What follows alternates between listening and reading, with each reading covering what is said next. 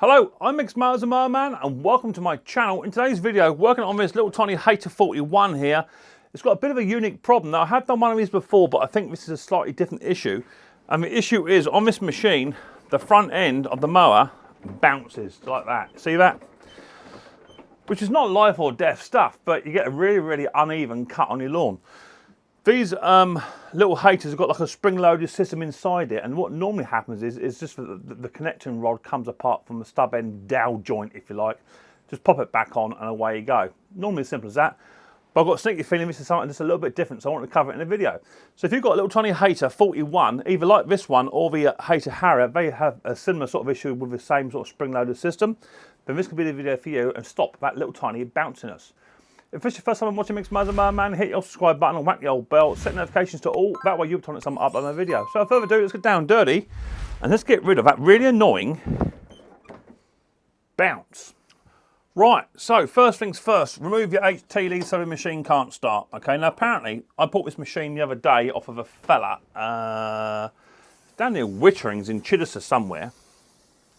He said it all runs, okay, so there's nothing actually wrong with it. So I'm just going to put a bit of WD-40 on it, just to put a bit of life back into that plastic, and just leave that to soak. It's not going to hurt it at all in any way, shape or form, but when I wipe it off later on, it'll look absolutely spanking. So we've got this little tiny bouncing issue going on here. Now the last time I had this on this exact particular make and model of machine, what had happened was there's a rod around the back here. Let me just bring you in and show you. There's a rod just around the back here, just there. Okay, now that rod there had come off, and as you can see, this one is already in place, so therefore it can't be that. So we'll look into why it's gone wrong on this one. We'll get into a bit more detail. I'm going to give this machine a bit of a service whilst we're here because it needs one. So what I'm going to remove is I'm going to remove the blade, and then this half of what we call the half moon, if you like, this quarter section, and then that gives us a bit more visibility for you guys to see a bit more, and I can try and get this machine repaired. So that's the theory behind the madness. So first thing I want will be a 14 mil, I think it is, on here. Just going to remove the blade. With the blade removed, remove the friction disc, that comes off as well. Put that on one side. This isn't a power drive, this is just a push machine. Now you've got looks to be a Phillips screw in there, which isn't correct, and I've got some kind of looks like a 10 mil bolt in the other one. So let me grab a Phillips screwdriver. I think somebody's actually been up in here because that's normally a little 10 mil in there. Let me just try and find that. There it is. We'll remove that screw. Okay, so it looks like actually I'll just blow it out, and there's another screw in there. I was under the impression these are little 3/8 in here. Maybe I'm wrong. Quite often I am. So we're going to remove a little tiny screw in here. There it is. Right, now that should give me the bulk of this to come out.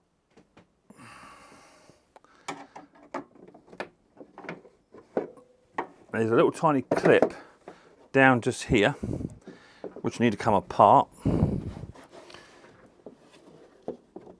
That's all in one piece, is it? Oh my lord. There it goes. Did I break it? No, come off. Right, lovely. So there's just a tiny clip in there. Normally on the other ones there's a screw up in here, but there's not on this one.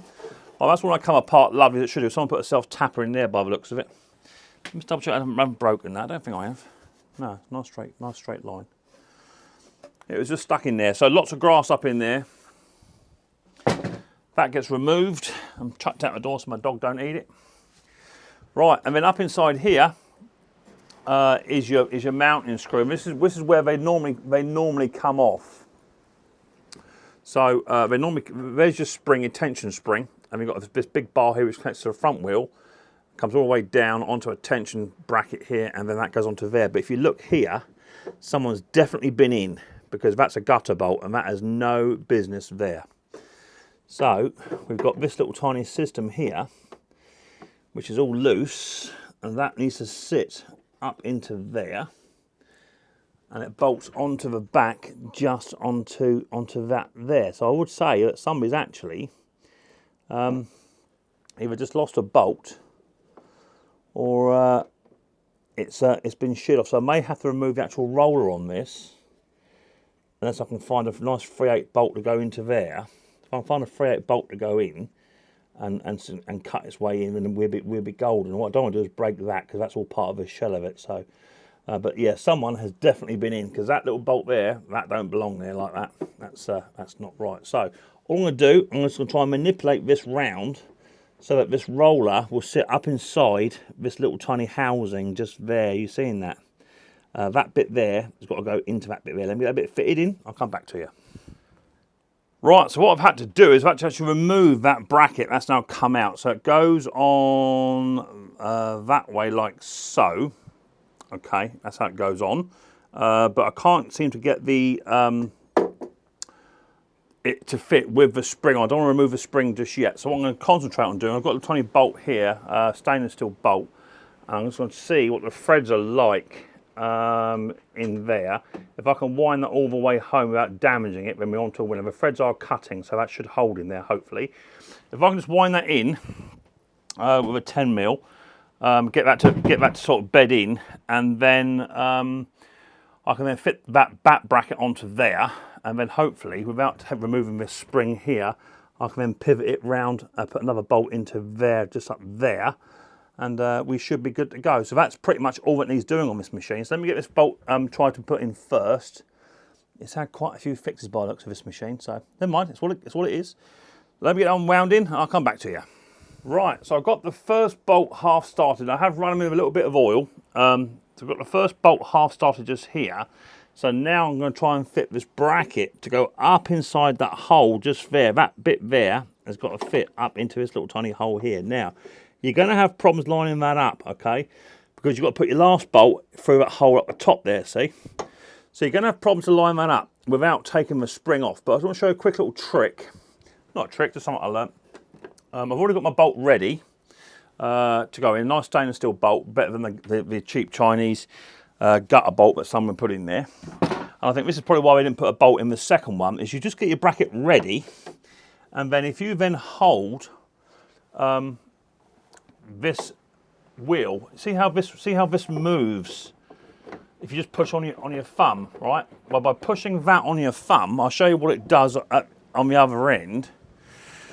When you push down with your thumb, let me just lower the tripod so you guys can see a bit better. I don't want to do this and then you guys not fully see it. So when you do that, let me bring it into about there. I think it's about right. Yeah, right. So when you do that, all of this will move. It takes a flex out of it. So what you can then do, see that doesn't fit, but if I just push down on the height control on the front end, it goes in like that. So now what you have to do, you have to hold it at the front end whilst just wiggling the bolt in the bottom end. Now I can't really do that one-handed, two-handed, without you guys being able to see it, because it's quite difficult. It's got to go right there. So I'm just trying to feed that bolt in just gently, and then I'm going to try and hold the front in place. That's it, that's got it. Right, so that's nicked it. So now I'm just going to take the tension on that front again.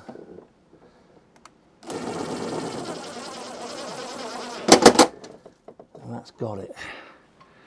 So now I can come around the back here, and I'm now going to do exactly the same and do that bolt up that's around the back, just around here. I'm trying to move around the camera, guys, so sorry if it's being jiggled, but I just really can't really odds that, because we're working in quite close confines.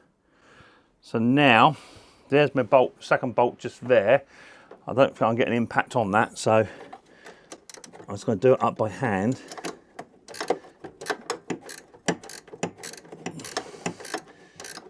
And I don't want to be impacting too much anyway, because it is aluminium and you will end up just stripping the threads back out. But hopefully these threads, because they're stainless steel, they're cut in. Yeah, it's going. Nice and gently. A bit more yet. A little bit of oil does help. Right, we're nearly there.